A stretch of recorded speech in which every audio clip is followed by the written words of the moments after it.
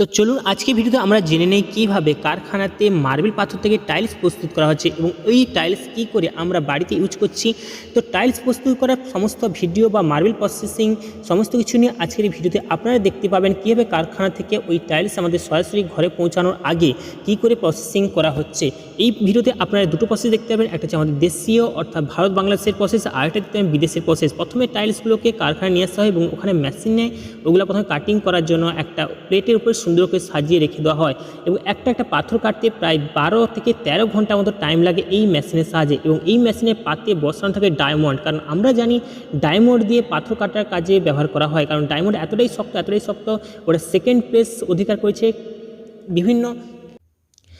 এই মেশিনে পাতে যে ডায়মন্ডটা বসানো থাকে সেটা হচ্ছে খুবই শক্ত, কারণ পাথর কাটার ক্ষেত্রে বা কাঁচ কাটার ক্ষেত্রে আমরা প্রত্যেকে জানি ডায়মন্ড ইউজ হয়ে থাকে এবং এই পাতে ডায়মন্ড বসানো থাকার জন্য বা বিভিন্ন কারণের জন্য এই মেশিনটার একটা দাম পড়ে যায় প্রায় 1 কোটি টাকা।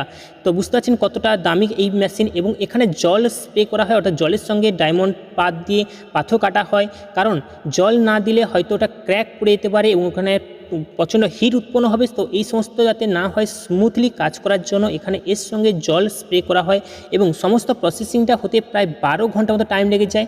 আর 12 ঘন্টার পর ওই প্লেট সহ কাটিং প্লেটগুলোকে অন্য একটা জায়গায় ট্রান্সফার করা হয় এবং ওখানে ওইগুলোকে সুন্দরভাবে ট্রান্সফার করার পর ওইগুলো একটা খুব সাবধানের সঙ্গে মাঠে বা বিভিন্ন ফাঁকা জায়গায় নিয়ে গিয়ে কারখানার যে মূল এরিয়া থাকে ওখানে নিয়ে গিয়ে প্রথম রোদ দিয়ে শুকানো হয় এবং রোদ দিয়ে শুকানোর পর ওর উপরে যে ক্র্যাক বা ওর উপরে যে রং থাকে বা কোনো ফাটল থাকে তো ওগুলোকে কী করা হয়, প্রথমে ওইগুলোকে পালিশ করা হয়। ওগুলোকে সুন্দর করে পালিশ করার পর অ্যাসিড দিয়ে ধোয়া হয়। এই অ্যাসিডটা হচ্ছে সালফিউরিক অ্যাসিড ইউজ করা হয়।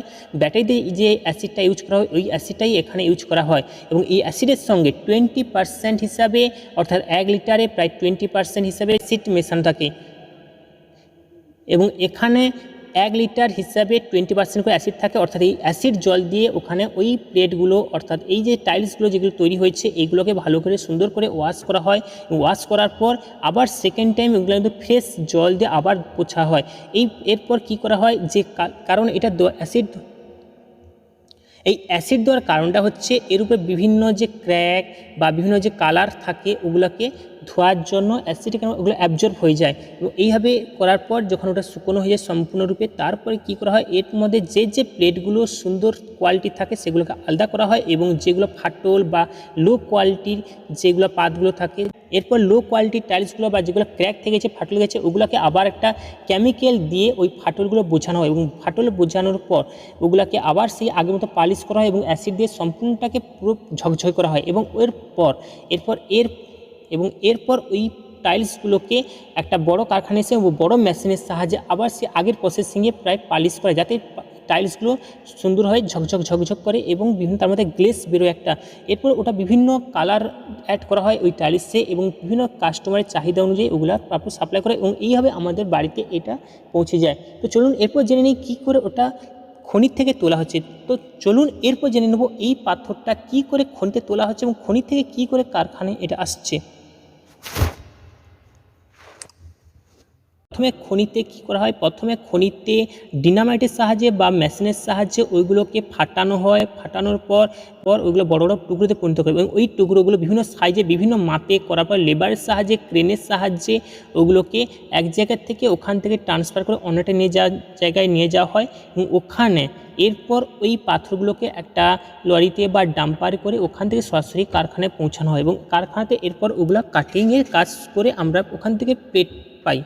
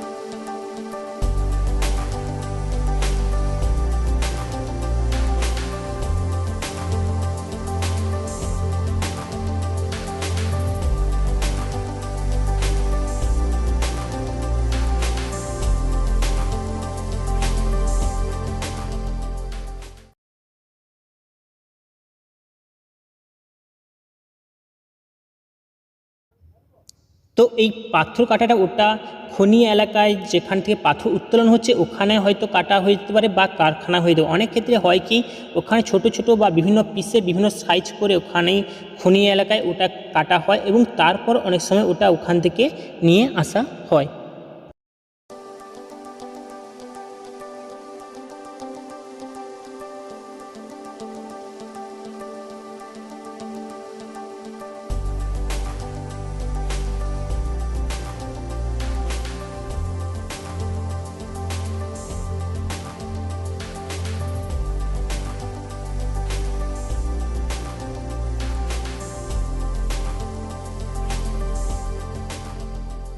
তো চলুন এবার জেনে নিই বিদেশের প্রসেস একটা, বিদেশে কি করে এই মেশিনের সাহায্যে কীভাবে কাটিং করা হয়। এখানে যেটা দেখতে পাচ্ছেন এটা একটা চীনা কারখানা, চীনের ফ্যাক্টরি। এখানে এই বড় বড় মেশিনের সাহায্যে এখানে এই পাথরগুলো কাটা আছে, তার সঙ্গে সেই আগের মতো জলও কিন্তু দেওয়া আছে। এখানে এটা কিন্তু খুব তাড়াতাড়ি কাজ করে যেহেতু এটার থেকে আগের থেকে অনেকটা উন্নত। আর এটা হচ্ছে একটা বিগ ভার্সান আমরা বলতে পারি। আমরা যেমন মিলে দেখেছি কাঠ কাটার যে পাত থাকে বা ব্লেড থাকে সেখানে অবশ্য জল লাগে না, সেটা খুব সিম্পল ব্যাপার। এবং এখানে এটা তারই সংস্করণ বলতে পারি বা তার একটা উন্নত একটা রূপ বলতে পারি এখানে আমরা। এবং সেটা হচ্ছে এই পাতটা ঘোরার পর এখানে কাটিং হয় এবং এইভাবে এখানেও প্লেট কাটিংয়ের পর বিভিন্ন প্রসেসিংয়ের মাধ্যমে সেই আগের মতো করে এখান থেকেই টাইলস প্রস্তুত করা হয়। তো আসলে আপনারা বুঝতে পেরেছেন আজকের ভিডিওতে কীভাবে টাইলস প্রস্তুত করা হয় এবং কীভাবে ওটা আমাদের বাড়িতে পৌঁছায়। তো আজকে এই পর্যন্ত দেখা হচ্ছে নেক্সট ভিডিওতে, ততক্ষণ যেন আপনারা ভালো থাকুন, সুস্থ থাকুন। টাটা, বাই বাই, জয় জয় বাংলা।